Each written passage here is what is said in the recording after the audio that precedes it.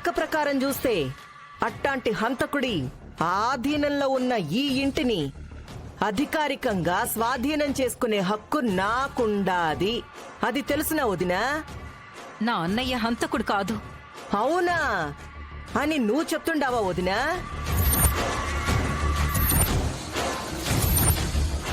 మీ అన్నయ్య హంతకుడు కాదని నువ్వు చెప్తావో, నువ్వు హంతకురాలు కాదని నీ కొడుకు చెప్తా ఉండాడు.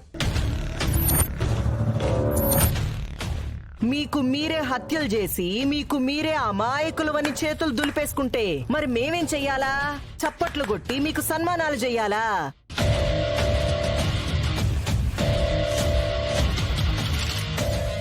అసలు నువ్వు నీ అన్న కలిసి హత్య చేసినారని అందరికీ తెలుసు. అది నింద నిజం కాదని నిరూపిస్తానని నీ కొడుకు చెప్పి ఇప్పటికే 6 నెలలు అవుతా ఉండాది.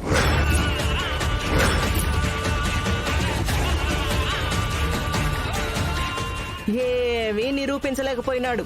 ఏమీ నిరూపించలేకపోయినా కూడా ఇన్ని రోజులు మీరు ఇంట్లో ఉండగలిగినారు అంటే అది మీ గొప్ప, నా గొప్ప?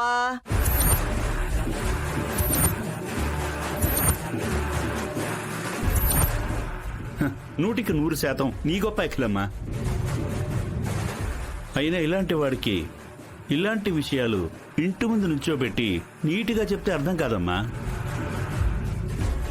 ఘాటుగా పంచాయతీలో అందరి ముందు నిలబెడి చెప్తేనే అర్థమవుతుంది.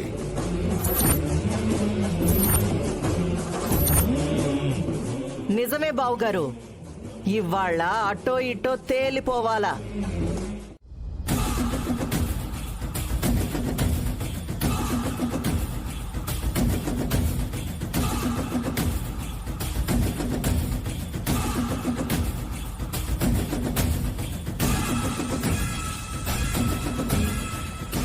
ఏందయ్యా పంచాయతీ పెద్దలో, మిమ్మల్ని అందరినీ ఇక్కడికి పిలిపించుండేది ధ్యానం చేయడానికో మౌనం పాటించడానికో కాదు.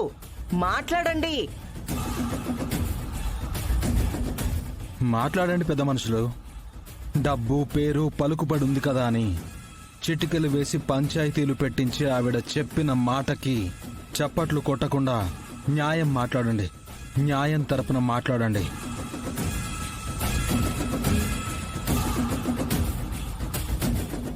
ఇంట్లో నేను లేని టైం చూసి ఆడవాళ్లున్నప్పుడు అడ్డగాడిదల్ని నా ఇంటి మీదకి పంపించి సామాన్లు విసిరేస్తూ ఇబ్బంది పెట్టడం ఎంతవరకు న్యాయమో మాట్లాడండి.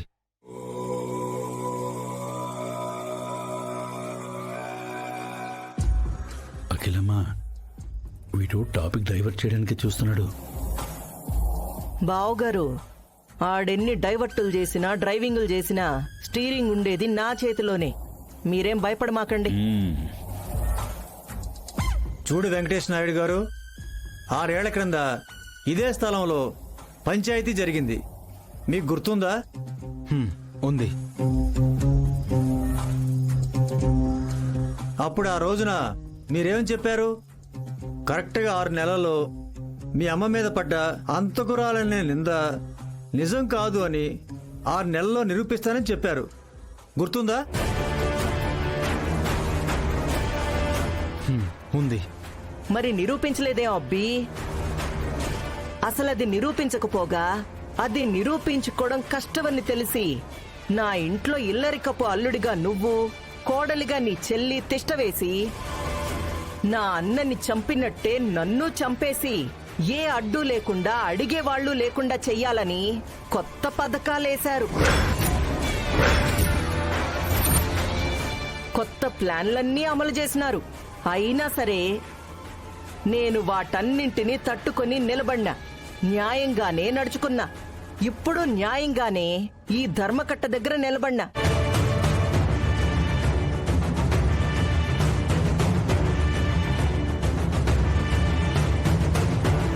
అఖిల, వాళ్ల పైన ఇప్పటి వరకు వేసిన నిందలు చాలు. ఇంకా కొత్తగా హత్యా ప్రయత్నాలు, హత్యా నేరాలు ఎందుకు వేస్తున్నావు? అయినా ఎన్ని రోజులు ఇలా వాళ్ళని పంచాయతీకి లాగుతూనే ఉంటావు?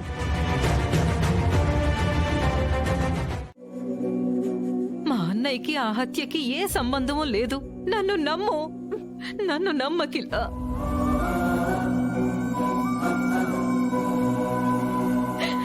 అమ్మా నువ్వెందుకు బాధపడుతున్నావు?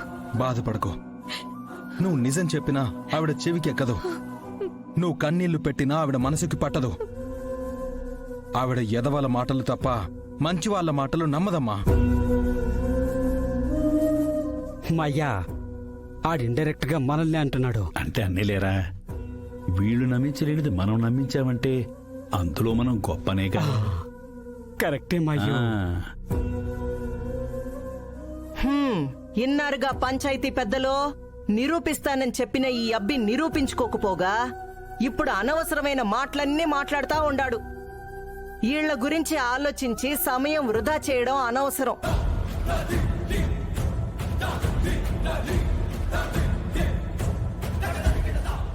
ఆరు నెలల గడువులోగా నిరూపిస్తానన్న దాన్ని నిరూపించుకోలేకపోయినాడు కాబట్టి ఈ అబ్బిని, వాళ్ళమ్మని, చెల్లిని పంచాయతీ నియమ నిబంధనల ప్రకారం పర్మనెంట్ గా ఈ ఊరు నుంచే పంపించేయాలి. కాబట్టి ఆ ఫార్మాలిటీలేవో చూడండి ముందు.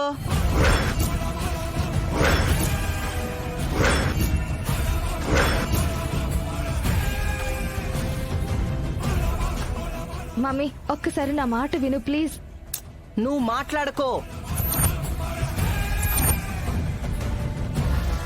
నువ్వు ఒట్టు పెట్టుండేది మర్చిపోకు.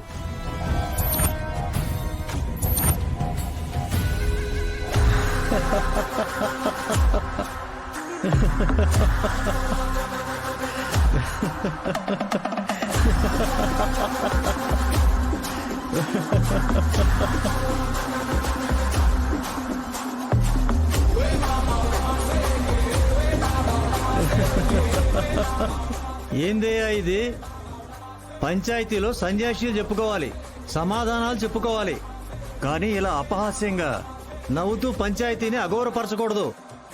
అయ్యో, నేను పంచాయతీని అగౌరవపరచడానికి నవ్వట్లేదు పెద్ద మనిషి గారు. హ, మా అత్తని చూసి, మా అత్త తుత్తరను చూసి నవ్వొచ్చి నవ్వుతున్నా. ఆవిడ తొందరపాట్లో చేసిన పొరపాటుకి నవ్వు ఆపుకోలేక నవ్వుతున్నా. ఏందబ్బి, ఏంది నువ్వు మాట్లాడుతా ఉండేది? నిజమత, నిప్పు లాంటి నిజం.